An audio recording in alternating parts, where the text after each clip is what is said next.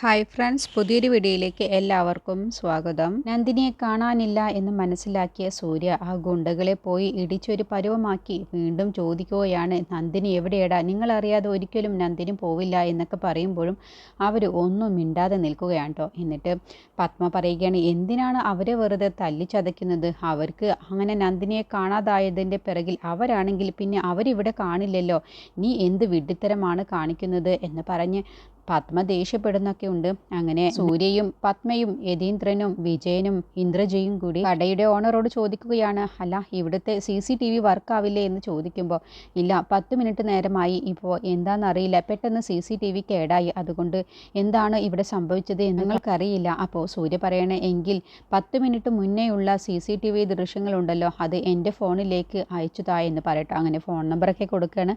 യതീന്ദ്രൻ പറയണേ, ഇവിടേക്ക് പോലീസ് വന്നാൽ അവരോട് കൃത്യമായിട്ടുള്ള എല്ലാ വിവരങ്ങളും നിങ്ങൾ പറയണം, അല്ലാതെ ഇങ്ങനെ മിണ്ടാതെ നിൽക്കരുത് എന്നൊക്കെ പറഞ്ഞ ശേഷമാണ് യതീന്ദ്രനും പത്മയും വിജയനും ഇന്ദ്രജയും കൂടി പോലീസ് സ്റ്റേഷനിലേക്ക് പോകുന്നത്.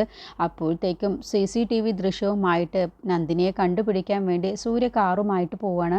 എന്നിട്ട് സൂര്യയ്ക്ക് അറിയാവുന്ന സ്ഥലങ്ങളിലൊക്കെ നന്ദിനിയെ അന്വേഷിക്കുകയാണ്. റോഡിലുള്ള ആളുകളോടൊക്കെ ചോദിക്കുകയാണ്, ഇതുവഴി ഒരു ലോറി പോയോ എന്ന് ചോദിച്ച് ആ ലോറിയുടെ പിക്ചറൊക്കെ കാണിച്ചു കൊടുക്കുകയാണ്. അപ്പോൾ അവരാരും പറയണേ, ഞങ്ങൾക്കറിയില്ല, ഞങ്ങൾ കണ്ടിട്ടില്ല എന്ന് പറയാണ്. അങ്ങനെ അവിടെയുള്ള ട്രാഫിക് പോലീസിനോട് ചോദിക്കുകയാണ്, ഇതുവഴി ഈ ലോറി പോയിട്ടുണ്ടോ എന്ന് ചോദിച്ച് അതിലെ പിക്ചർ കാണിച്ചു കൊടുക്കുകയാണ്. അപ്പോൾ ആ പോലീസ് പറയണം, ഇതുവഴി ഈ ലോറി പോയിട്ടുണ്ട് എന്ന് പറയട്ടോ. ഏത് വഴിക്കാണ് പോയത് എന്ന് ചോദിക്കുമ്പോൾ, ഞാൻ ട്രാഫിക് കാരണം ഏത് വഴിക്കാണ് ആ ലോറി പോയത് എന്ന് ശ്രദ്ധിച്ചില്ല, നിങ്ങൾ എന്തായാലും സ്റ്റേഷനിൽ ഒരു പരാതി കൊടുത്തേക്ക് എന്ന് പറയട്ടെ. അപ്പോഴത്തേക്കും യതീന്ദ്രൻ സൂര്യയുടെ ഫോണിലേക്ക് വിളിക്കുകയാണ്, ഞാനിപ്പോൾ സ്റ്റേഷനിലാണ് ഉള്ളത്, നീ എത്രയും പെട്ടെന്ന് സ്റ്റേഷനിലേക്ക് വാ എന്ന് പറഞ്ഞ് സൂര്യയെ വിളിക്കുകയാണ്. അപ്പോൾ സ്റ്റേഷനിലെത്തിയ ശേഷം പത്മയ്ക്കും ഇന്ദ്രജയ്ക്കും ദേഷ്യം പിടിക്കുകയാണ്, നന്ദിനിക്ക് വേണ്ടി ഇവിടെ കാവൽ കിടക്കേണ്ട അവസ്ഥ വന്നു, എന്തൊരു നല്ല കാര്യം സംഭവിച്ചാലും അവളെ കാണാതാവും, ഇതിൻ്റെ പിറകിൽ എന്താണ്? അവൾ മനഃപൂർവ്വം മാറി നിൽക്കുന്നതാണോ? അവളെ തന്നെ ശ്രദ്ധിക്കാനും അവളെക്കുറിച്ച് സംസാരിക്കാനും വേണ്ടി എനിക്ക് അങ്ങനെയാണ് തോന്നുന്നത് എന്ന് ഇന്ദ്രജ പറയട്ടെ. അപ്പോൾ പത്മയാണെങ്കിൽ കലി തുള്ളിയിട്ടാണ് നിൽക്കുന്നത്. നന്ദിനിയെ കാണാതായിട്ടുണ്ടെങ്കിൽ അവളെ എന്തിനാണ് ഇവരൊക്കെ കണ്ടുപിടിക്കാൻ നിൽക്കുന്നത്? ആ ശല്യം അങ്ങ് ഒഴിഞ്ഞു പോയി എന്ന് കരുതിയാൽ പോരെ എന്നൊക്കെ ചിന്തിച്ചുകൊണ്ടാണ് പത്മ നിൽക്കുന്നത്. ഈ സമയം നന്ദിനിയെ പിടിച്ചുകൊണ്ട് പോകുന്നവർ നന്ദിനിയുടെ വായൊക്കെ കെട്ടിവെച്ചിട്ടുണ്ട്, കൈയൊക്കെ ബാക്കിലേക്ക് കെട്ടിവെച്ചിട്ടാണ് കേട്ടോ കൊണ്ടുപോകുന്നത്. അപ്പോൾ നന്ദിനിയെ എന്തിനാണ് ഇവർ കൊണ്ടുപോകുന്നത് എന്ന് മനസ്സിലാവാതെ നന്ദിനി ഇങ്ങനെ എന്തായിരിക്കും ഇവരുടെ ഉദ്ദേശം എന്നൊക്കെ ചിന്തിച്ചുകൊണ്ട് പേടിയോട് കൂടിയാണ് അവരോടൊപ്പം പോകുന്നത്.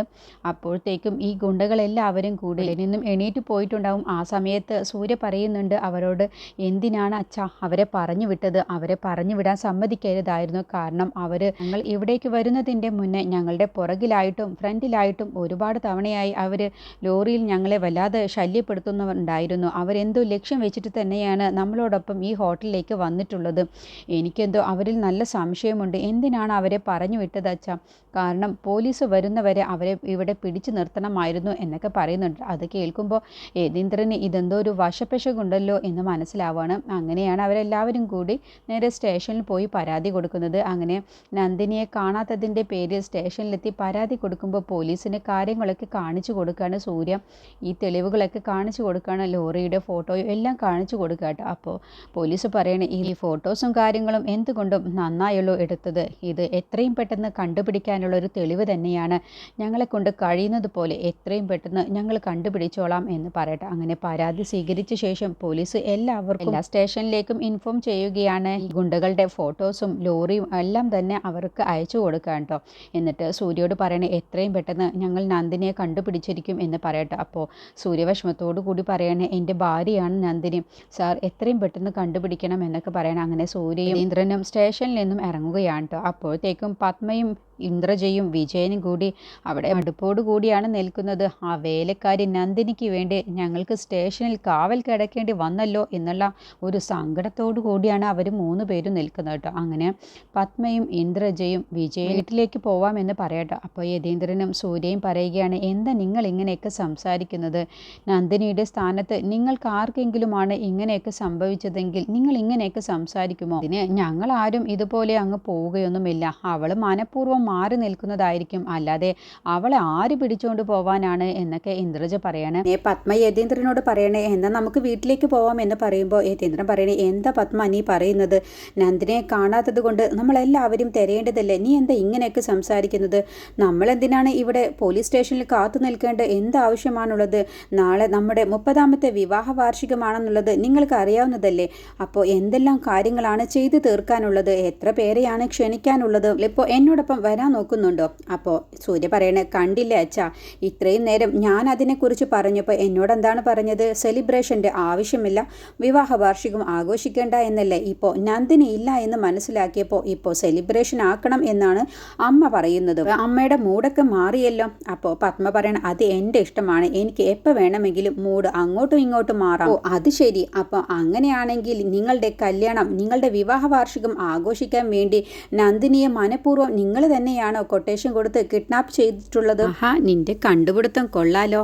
നിന്റെ ഈ കഥ അത് വല്ല തിരക്കഥാകൃത്തിനും കൊടുത്തേക്ക് എന്നൊക്കെ പറഞ്ഞ് സൂര്യയെ പത്മ അങ്ങ് കളിയാക്കുകയാണ് കേട്ടോ. എന്നിട്ട് യതീന്ദ്രനോട് നിങ്ങൾ വരുന്നുണ്ടോ എന്ന് ചോദിക്കുമ്പോൾ യതീന്ദ്രൻ പറയണേ, ഞാൻ എന്തായാലും ഇല്ല, നിനക്ക് പോകണമെങ്കിൽ പൊയ്ക്കോ എന്ന് പറയണം. അങ്ങനെ പത്മയും വിജയനും ഇന്ദ്രജയും കൂടി പോവുകയാണ് കേട്ടോ. അങ്ങനെ സൂര്യയും യതീന്ദ്രനും സ്റ്റേഷനിൽ തന്നെ നിൽക്കുകയാണ്. കുറച്ച് കഴിഞ്ഞപ്പോൾ SI വിളിപ്പിക്കുകയാണ്. എന്നിട്ട് പറയുകയാണ് സൂര്യയോട്, അവർ കിഡ്നാപ്പ് ചെയ്തവർ നല്ല ബുദ്ധിയുള്ളവരാണ്. അവർ കൊണ്ടുപോയിട്ടുള്ള നന്ദിനിയെ കടത്തിയിട്ടുള്ള ആ ഒരു ലോറി, അതിൻ്റെ അവർ നമ്പർ പ്ലേറ്റ് മാറ്റിയിട്ടുണ്ട്. അവർ ഏത് 2 വീലറിൻ്റെ നമ്പറാണ് അതിൽ കൊടുത്തിട്ടുള്ളത്. സൂര്യ ചോദിക്കുകയാണ്, അങ്ങനെയാണെങ്കിൽ നന്ദിനിയെ കണ്ടുപിടിക്കാൻ കഴിയില്ല എന്നാണോ സാറ് പറയുന്നത്? അങ്ങനെ കരുതണ്ട, ഏതായാലും നമ്മളെ കയ്യിൽ തെളിവുണ്ടല്ലോ.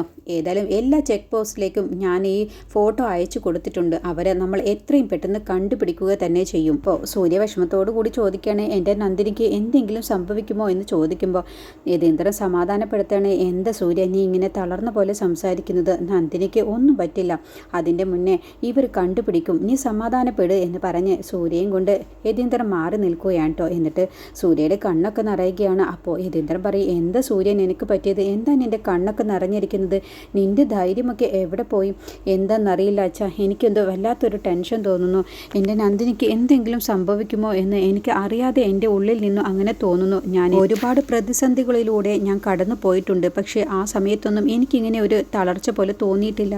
ഇതിപ്പോൾ അച്ഛാ എനിക്കെന്തോ താങ്ങാൻ കഴിയുന്നില്ല. അപ്പോൾ യതീന്ദ്രൻ സൂര്യയെ ആശ്വസിപ്പിച്ച് ധൈര്യം കൊടുക്കുകയാണ്. ഈ സമയം ഗുണ്ടകൾ നന്ദിനിയും കൊണ്ട് അവിടെ എത്തുകയാണ് കേട്ടോ. ഗോഡൗണിലെത്തിയ ശേഷം നന്ദിനിയുടെ വായും കൈയും ഒക്കെ ബാക്കിലേക്ക് കെട്ടിയിട്ടുണ്ടാവും. നന്ദിനിയെ കാണുമ്പോൾ അവർ പറയണേ, ഇവള് നല്ല ധൈര്യമുള്ളവളാണല്ലോ, ഇവൾക്ക് ഒരു പേടിയും കാണുന്നില്ലല്ലോ. അപ്പോൾ നന്ദിനി പറയണേ, നിങ്ങൾ മര്യാദയ്ക്ക് ഇവിടെ നിന്നും ഇറങ്ങിപ്പോകുന്നുണ്ടോ? ആഹാ, അത് കൊള്ളാലോ, ഞങ്ങളുടെ സ്ഥലത്ത് നിന്നും ഞങ്ങളോട് ഇറങ്ങിപ്പോവാനോ? നീ ആൾ കൊള്ളാമല്ലോടി. അതിലൊരു ഗുണ്ട മോശമായിട്ട് സംസാരിക്കുമ്പോൾ നന്ദിനി പറയണേ, എൻ്റെ ദേഹത്തെങ്ങാനും തൊട്ടാലുണ്ടല്ലോ വീതം മാറുമെന്ന് പറയുമ്പോൾ, എന്നെപ്പോലെ ഒരുത്തി ഉണ്ടായിരുന്നു ഇവിടെ, ഞങ്ങളോട് കുറച്ച് അഹങ്കാരത്തോടു കൂടി സംസാരിച്ചു. അവൾക്ക് സംഭവിച്ചത് എന്താണെന്നുള്ളത് ഞങ്ങൾ കാണിച്ചു തരട്ടെ എന്ന് പറഞ്ഞുകൊണ്ട് നന്ദിനിയെയും കൊണ്ട് വേറൊരു സ്ഥലത്തേക്ക് അവർ കൊണ്ടുപോകാൻ കേട്ടോ. അപ്പോൾ അവിടെ ഇതുപോലെ ഒരു പെൺകുട്ടിയെ അവർ പിടിച്ചുകൊണ്ട് വന്നിട്ടുണ്ടാവും. എന്നിട്ട് ആ പെൺകുട്ടിയെ ഒരു കയറിൽ കെട്ടിയിട്ടിട്ടാണ് കേട്ടോ നിർത്തിയിട്ടുണ്ടാവും. കഴുത്തിൽ കുരുക്കിട്ടിട്ടുണ്ടാവും, താഴെ ഐസ് കട്ടയിലാവും നിർത്തിയിട്ടുണ്ടാവും. അപ്പോൾ അവർ പറയുകയാണ്, ഇതുപോലെ അഹങ്കാരം കാണിച്ചവളാണ് ഇവൾ, ഇവൾക്കുള്ള ശിക്ഷ എന്താണെന്നോ? ഇവൾ ഐസിൻ്റെ കട്ടയിൽ നിൽക്കുന്ന സമയത്ത് ഇവൾക്ക് തണുപ്പ് സഹിക്കാൻ കഴിയാതെ ഇവളെങ്ങാനും താഴേക്ക് തെന്നി വീഴാൻ നോക്കിയാൽ അവളെ കഴുത്തിലെ കുരുക്കില്ലേ അതങ്ങ് മുറുകും, അതോടുകൂടി അവളുടെ കഥ കഴിയും. അതുപോലെ ഈ ഐസ് കട്ട തേഞ്ഞ് തേഞ്ഞ് ഇല്ലാതാവുമ്പോഴും അവളുടെ കഥ കഴിയും. ഇതാണ് അവൾക്ക് ഞങ്ങൾ കൊടുക്കുന്ന ശിക്ഷ. അത് കണ്ടതോടുകൂടി നന്ദിനി പെട്ടെന്നങ്ങ് ഞെട്ടിപ്പോവുകയാണ് കേട്ടോ. അതോടുകൂടി നന്ദിനിക്ക് നല്ല പേടിയാവുകയാണ്. ഇവർ ചില്ലറക്കാരല്ല, ഇവർ ഒന്നാം തരം നല്ല ഗുണ്ടകൾ തന്നെയാണ്, ഇവർ എന്തും ചെയ്യാൻ മടിയില്ലാത്തവരാണ് എന്നൊക്കെ നന്ദിനിക്ക് മനസ്സിലാവണം. നന്ദിനി അവരോട് ദേഷ്യത്തിൽ ഒച്ചയെടുത്തുകൊണ്ട് പറയുകയാണ്, ഒരു പെണ്ണിനെ ജീവനോടെ ഇല്ലാതാക്കുന്നത് മഹാപാപമാണ്, നിങ്ങൾ മര്യാദയ്ക്ക് അവളെ തുറന്നു വിടുന്നുണ്ടോ എന്ന് ചോദിക്കുമ്പോൾ, ആണോ മഹാപാപമാണോ? എങ്കിൽ അടുത്ത ഊഴം നിൻ്റേതാണ്. അപ്പോഴൊക്കെ നന്ദിനി ആ പെണ്ണിനെ അഴിച്ചുവിടാൻ വേണ്ടി ഒച്ചയെടുത്തുകൊണ്ട് പറയുന്നുണ്ട്. പക്ഷെ അവരതൊന്നും കേൾക്കാൻ കൂട്ടാക്കുന്നില്ല. അങ്ങനെ നന്ദിനിയെ അവിടെ നിന്ന് മാറ്റി നിർത്തുകയാണ് കേട്ടോ. അപ്പോൾ ആ പെൺകുട്ടിയെ നന്ദിനി കണ്ടുകൊണ്ട് നിൽക്കുന്നുണ്ട്. നന്ദിനിക്ക് നന്നായിട്ട് തന്നെ വിഷമാവുന്നുണ്ട് ആ പെൺകുട്ടിയുടെ ആ അവസ്ഥ കാണുന്ന സമയം പത്മയും ഇന്ദ്രജയും വിജയനും കൂടി വീട്ടിലെത്താണ്. എന്നിട്ട് ഇന്ദ്രജയോട് വേദകാര്യങ്ങളൊക്കെ ചോദിച്ചറിയുകയാണ് കേട്ടോ. അങ്ങനെ ഇന്ദ്രജ എല്ലാ കാര്യങ്ങളും വിശദമാക്കി കൊടുക്കുകയാണ്. നാളെ അച്ഛൻ്റെയും അമ്മയുടെയും 30ാമത്തെ വിവാഹ വാർഷികമായിരുന്നു. അത് ഓർമ്മപ്പെടുത്തിയത് തന്നെ നന്ദിനിയാണ്. എന്നിട്ടിപ്പോൾ ആ നന്ദിനിയാണ് കാണാതായിട്ടുള്ളത്. എന്താണ് അവൾക്ക് സംഭവിച്ചത് എന്ന് പോലും അറിയില്ല. അപ്പോൾ വേദ പറയണ അങ്ങനെയാണെങ്കിൽ വിവാഹ വാർഷികം ആഘോഷിക്കാതിരിക്കാൻ വേണ്ടി അവൾ തന്നെ മാറി നിൽക്കുന്നതായിരിക്കും ഈ വിവാഹ വാർഷികം കുളമാക്കാൻ വേണ്ടി.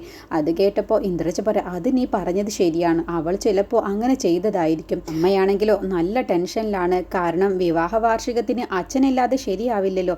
എന്നിട്ടിപ്പോൾ സൂര്യയും അച്ഛനും പോലീസ് സ്റ്റേഷനിലാണ്. അവളെ കണ്ടുപിടിക്കാൻ വേണ്ടി അവിടെ കാത്തിരിക്കുകയാണ്. അമ്മയാണെങ്കിലോ അതൊക്കെ കണ്ടിട്ട് നല്ല കലിപ്പോട് കൂടിയാണ് വീട്ടിലെത്തിയിട്ടുള്ളത്. നമുക്ക് അമ്മയെ എന്തെങ്കിലും പറഞ്ഞ് ആശ്വസിപ്പിക്കാം എന്ന് പറഞ്ഞുകൊണ്ട് 3 പേരും കൂടി പത്മയുടെ അടുത്തേക്ക് ചെല്ലുകയാണ്. കുറിച്ചുള്ള ബാക്കി റിവ്യൂ അടുത്ത വീഡിയോയിൽ പറയാം.